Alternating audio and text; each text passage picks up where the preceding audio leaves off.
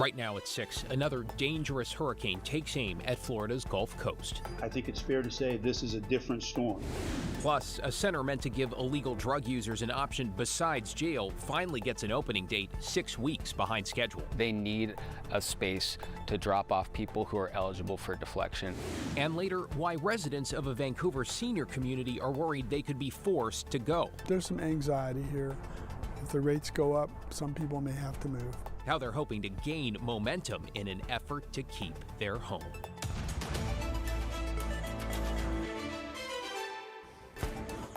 Good evening, everyone. We begin on the Gulf Coast tonight, where Florida is bracing for another direct hit from a major hurricane with millions of people in its path. Hurricane Milton today exploding into a Category 5 monster with maximum sustained winds of 180 miles per hour, now sideswiping Mexico's Yucatan and taking aim at Tampa Bay. That means people up and down Florida's Gulf Coast once again being urged to leave ahead of potentially catastrophic storm surge of up to 15 feet, with some areas still cleaning up from the brunt of Hurricane Helene. Thanks for joining us. I'm David Mulco. Meteorologists are sounding an ominous warning, saying Milton could be the most powerful hurricane to hit Tampa Bay in over a century, with landfall just over 48 hours away. We have team coverage this evening. Joe Ranieri talked with the Red Cross about how it is preparing for yet another potential disaster. But first to Chief Meteorologist Matt Sfino. Matt, help put this into perspective here. Milton seemed to intensify extremely quickly. Very quickly and very deeply or strongly. That is the strongest storm on the planet right now, and it will go down as one of the top 10 strongest storms in the Gulf of Mexico for sure, maybe even for the entire Atlantic basin. Here's the storm itself right now. See all the orange up here to the north? That's very dry air. The subtropical jet stream is just to the north.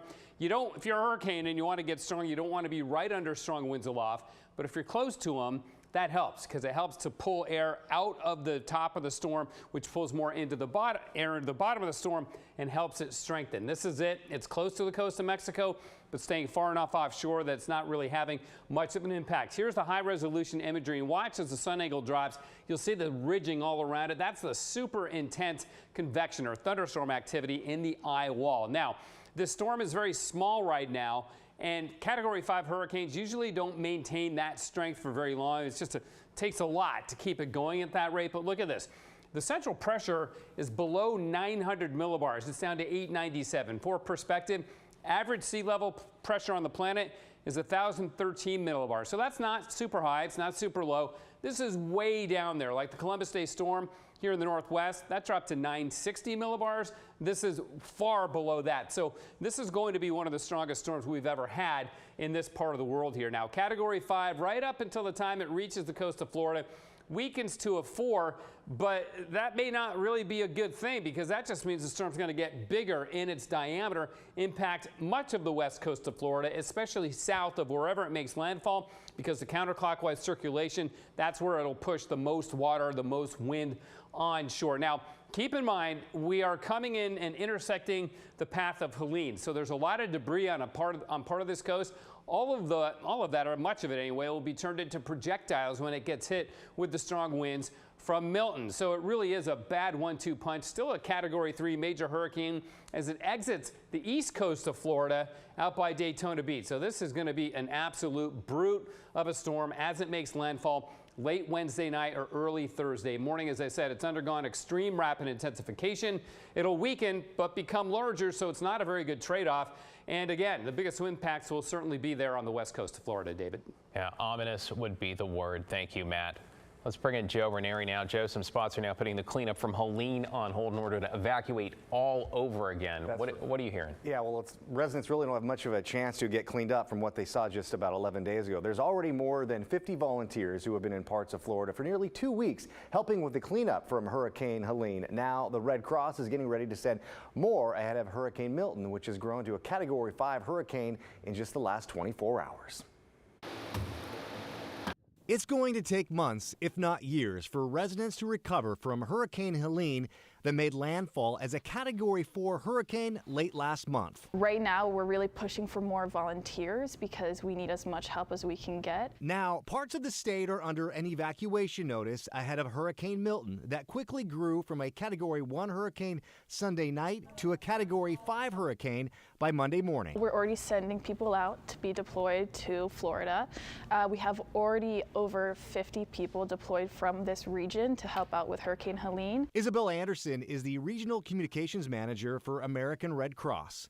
She said the volunteers that are down there now have been there for nearly 2 weeks. They will help handing out food, providing psychological help, being a comforting presence. The one thing they need right now is blood donations. Since Hurricane Helene hit late last month, there has been thousands of appointments that were forced to cancel. We found some people who are already wanting to help. I actually have a few relatives that live over in Florida, distant family, and I was like, of all the times, that would be good. While blood donations are helpful, what will really help? Right now, we need financial donations.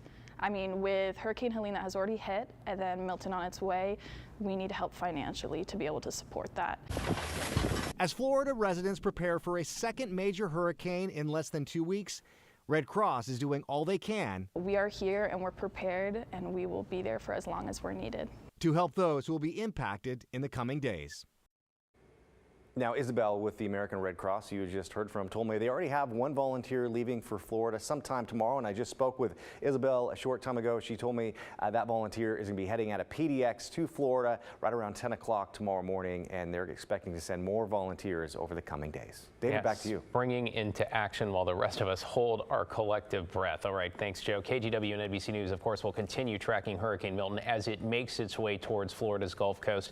Stay with us for updates on air and at KGW.com and on the KGW app.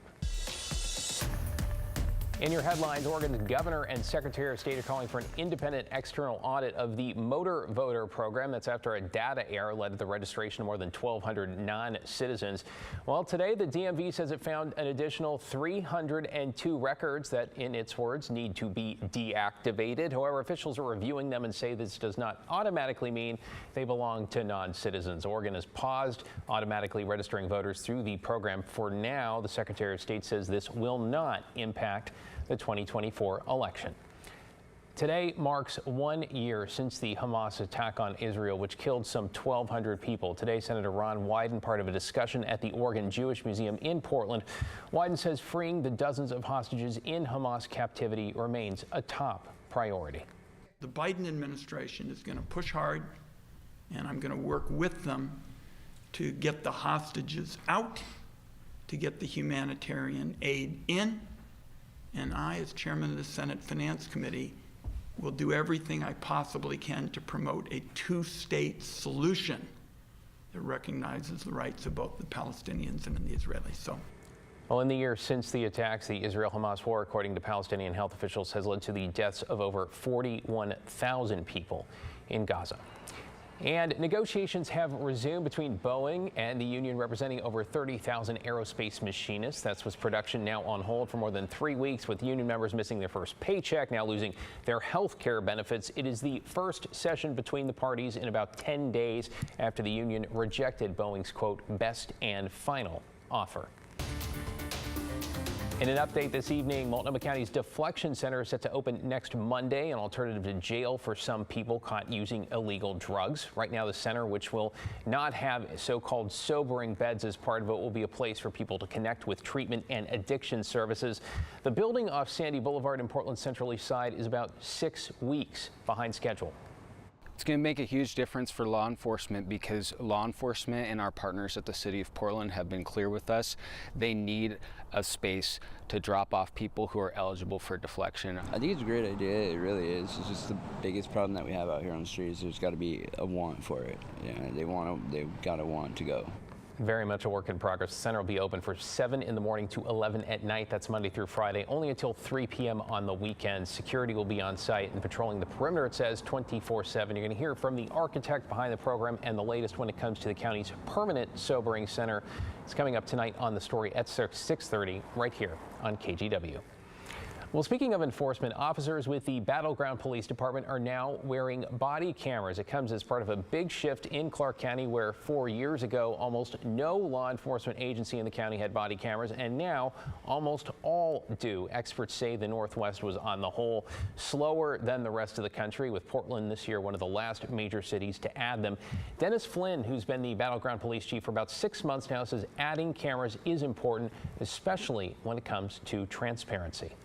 If you have a critical incident, I think the public is going to have an expectation that this was captured. If you don't, how do you explain that? Flynn says body cameras will also show moments where law enforcement works well and when it doesn't, giving agencies more data to improve their response and how they serve the community. Straight ahead at 6, why a mobile home park sale that's pending in Vancouver has residents losing sleep and trying to take action. And later in sports, the Oregon Ducks' biggest game of the season just got even bigger. A preview of Saturday's top 3 showdown against Ohio State.